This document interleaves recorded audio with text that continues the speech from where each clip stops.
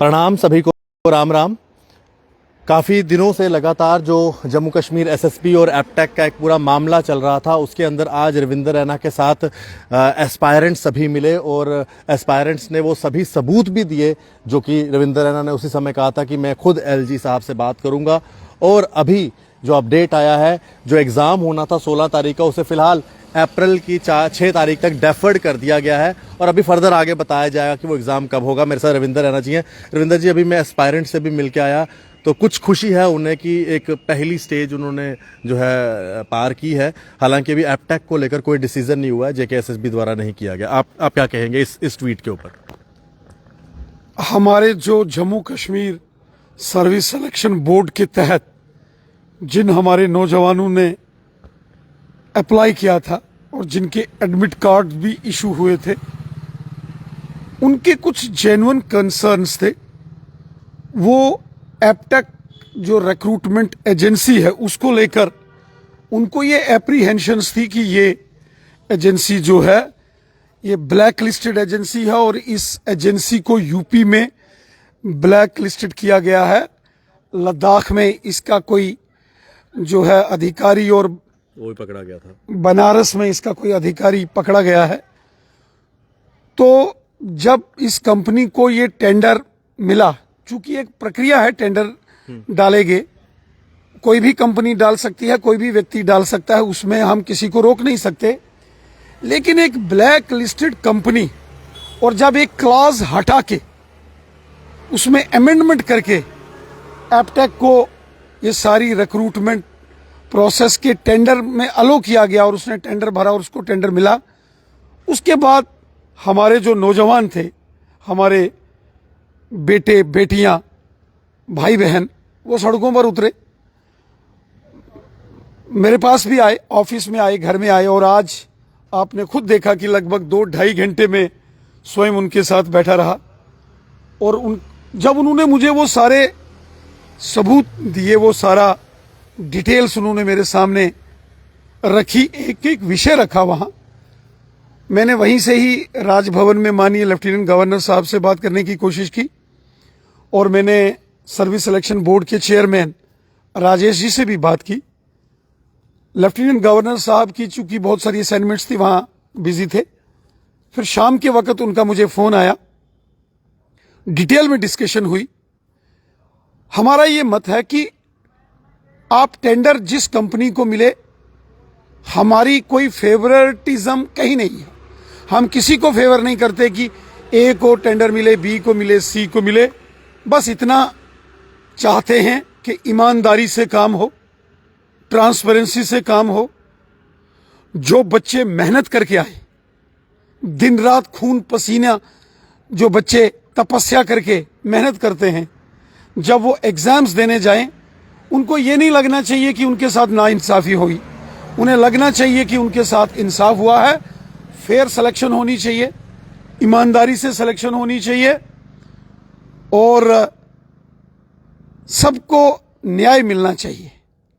आपने देखा जम्मू कश्मीर के अंदर जो एडमिनिस्ट्रेटिव सर्विसेज के जेकेएएस के जो एग्जाम्स के रिजल्ट्स निकले, गरीब गरीब बच्चे आए। क्यों? ईमानदारी से टेस्ट कंडक्ट किए गए। ये जो बच्चे एसएसआरबी के तहत जो एस्पिरेंट थे, जिन्होंने अप्लाई किया था, जिनके एडमिट कार्ड्स आए थे, वो इसलिए प्रोटेस्ट कर रहे थे कि उनको रिक्रूटमेंट एजेंसी पर फेथ नहीं था। क्योंकि पिछले दिनों आपने देखा सब इंस्पेक्टर की भर्ती में वहां घोटालाबाजी हो गई, उसके बाद सीबीआई को मामला दिया गया, 20-20 लोगों को गिरफ्तार किया गया। उसके बाद फाइनेंस असिस्टेंट जो अकाउंटेंट्स के जो एग्जामिनेशंस हुए, वहां घोटाले की बात सामने आई, पेपर लीक की बात सामने आई और वो सारी प्रक्रिया को कैंसिल करना पड़ा। और हमारे इन बच्चों का भी यही कहना था कि भाई कल इसका भी अगर यही नतीजा होगा, हश्र होगा कि क्वालिफाई होने के बाद कहीं कुछ मामले आ जाएंगे, फिर कैंसिल करना पड़ेगा, तो इससे पहले ही है कि इस कंपनी को हटा दिया जाए। अच्छी बात यह है कि अभी सर्विस सिलेक्शन बोर्ड ने निर्णय लिया है, उनका ट्वीट आया है, उनकी वेबसाइट पर इसको डाल दिया गया है कि जो 16 तारीख से एग्जामिनेशंस होने वाले थे उनको डेफर्ड कर दिया है, पोस्टपोन कर दिया गया है। मैं सभी Jammu Kashmir service selection board के तहत जिन्होंने अप्लाई किया था, हमारे जो नौजवान हमारे भाई बहन हैं, हमारे बच्चे हैं, मैं उनको इस बात के लिए बधाई देता हूं कि जो उनकी एक एप्रीहेंशंस थी और जिसके लिए बेचारे दिन रात तड़प रहे थे, कभी इधर कभी कहाँ, मेरे पास भी कई बार आए, आज भी लगभग 2.5 घंटे वहां बैठे रहे। कम से कम आज बड़ी आराम की नींद सोएंगे, क्योंकि एक प्रक्रिया में आगे बढ़े हैं। मैंने लेफ्टिनेंट गवर्नर साहब से बात की कि बच्चों के पास वो सारा सबूत है, तो उन्होंने कहा आप लाइए। तो मैं इन बच्चों से वो सारी डिटेल्स लेके बच्चों का एक ग्रुप, मैं कोशिश करूंगा कि लेफ्टिनेंट गवर्नर साहब से मिले। मैंने खुद सर्विस सिलेक्शन बोर्ड के चेयरमैन साहब से बात की कि बच्चे एटलीस्ट इनकी सुनो तो सही, इनको बुलाओ तो सही। आप युवाओं के साथ हैं जम्मू कश्मीर। देखिए, मैं जम्मू कश्मीर के तमाम उन नौजवानों के साथ हूं जो अपनी मेहनत के बल पर, अपनी तपस्या के परिश्रम के बल पर अपनी मंजिलें हासिल करना चाहते हैं। मैं ऐसे तमाम नौजवानों के साथ हूं। मैं चाहता हूं कि हमारे जो मेहनती, परिश्रमी, कड़ी तपस्या, कठिन परिश्रम करके जो हमारे नौजवान आगे बढ़ते हैं, जो जिंदगी में देश के लिए, समाज के लिए कुछ करना चाहते हैं, उन्हें यकीनन मौका दिया जाना चाहिए। और जब ऐसे मेहनती लोगों को, मेहनती बच्चों को आप मौका देंगे, वो देश के लिए कुछ करेंगे। आप एलजी साहब के पास वो सबूत देंगे, और अगर एपटेक के अंदर इतनी खामियां हैं तो पहले दिन से आप रेगुलर मेरे इंटरव्यूज, हमसे बात, मैंने आपसे भी बात की थी, आपको याद होगा, आज से लगभग 1.5 महीना पहले, कि मैं इसके पहले दिन से ही पक्ष में नहीं था। और खासकर मुझे तकलीफ तब हुई जब वो क्लास चेंज की गई। वो क्लास नहीं चेंज की जाती तो ब्लैक लिस्टेड कंपनी टेंडर ही नहीं डाल सकती थी। बिल्कुल। वो क्लास मुझे लगता है रिमूव करनी चाहिए। टेंडर ए, बी, सी, डी जिसको मिले, हमारा कोई फेवरेटिज्म नहीं है। जो क्वालिफाई करेगा नॉर्म्स को, उनको टेंडर मिलना चाहिए। लेकिन जो टेंटेड हैं, जो ब्लैक लिस्टेड हैं, उनको किसी सूरत में भी ऐसे लोगों को, ऐसी कंपनीज को ब्लैक लिस्ट करके, उसको, उनके खिलाफ केस रजिस्टर करके उनको जेल की सलाखों के पीछे बंद करना चाहिए। 2 साल, 3 साल, 4 साल क्या होता, जो जिसने बेईमानी की, जिसने गद्दारी की, जिसने विश्वासघात किया, उसको दूसरा मौका नहीं मिलना चाहिए। इसलिए मैं पहले दिन से एपटेक के जो रिक्रूटमेंट एजेंसी के खिलाफ मैंने ही आवाज बुलंद की थी।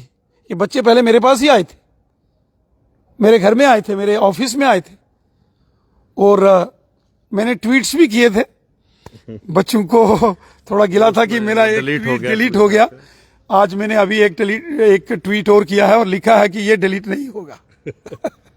तो मैं अपने तमाम Jammu Kashmir service selection board के एस्पिरेंट्स को इतना कहूंगा, आपने मेहनत की, आपने संघर्ष लड़ा, एक स्टेप पर आपको विजय मिली है।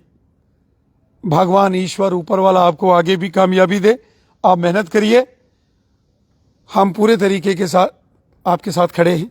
हम चाहते हैं ईमानदार, ट्रांसपेरेंसी से काम हो। हमारे माननीय प्रधानमंत्री जी स्वयं कहते हैं, जिसका जो हक है उसको मिलना चाहिए। वो गरीब है, अमीर है, गांव का है, शहर का है, हिंदू है, मुसलमान है या सिख है। एक इसी बीच में ना एलजी साहब ने एक बयान दिया कि पहले का समय नहीं रहा जब यहाँ पर आतंकियों के रिश्तेदारों को नौकरियां मिलती थी। उसी के ऊपर आज महबूबा मैडम ने बोला है, सीधे एलजी चेयर के ऊपर ही सीधा निशाना साधा है कि एलजी साहब यूपी से हैं, उनके यूपी में ऐसा होता होगा। लेकिन एलजी साहब ने तो एक किस्म से ही कहा, यहाँ तो नौकरियां मिली हुई थी जिनको निकाला बाहर। नहीं, महबूबा मुफ्ती साहिबा को जवाब देना चाहिए कि जो हिजबुल मुजाहिदीन का सरगना है शेख सलाउद्दीन, उसके बच्चों को नौकरियां कैसे मिली। जो हुर्रियत के बड़े बड़े नेता थे, मैं नाम नहीं लूंगा उनका, उनका लेना भी नहीं चाहिए। उनके बच्चों को कैसी नौकरियां लगी? हुर्रियत कॉन्फ्रेंस के बच्चे आज कोई लंदन, अमेरिका, इंग्लैंड, कोई मुंबई, दिल्ली, कलकत्ता के अंदर बड़ी टॉप की नौकरीज करते हैं, ऐशो आराम की जिंदगी जीते हैं। क्यों? आम लोगों को, गरीबों को लगाया पत्थर मारो, गरीबों को लगाया कि यहां लड़ाई लड़ो, और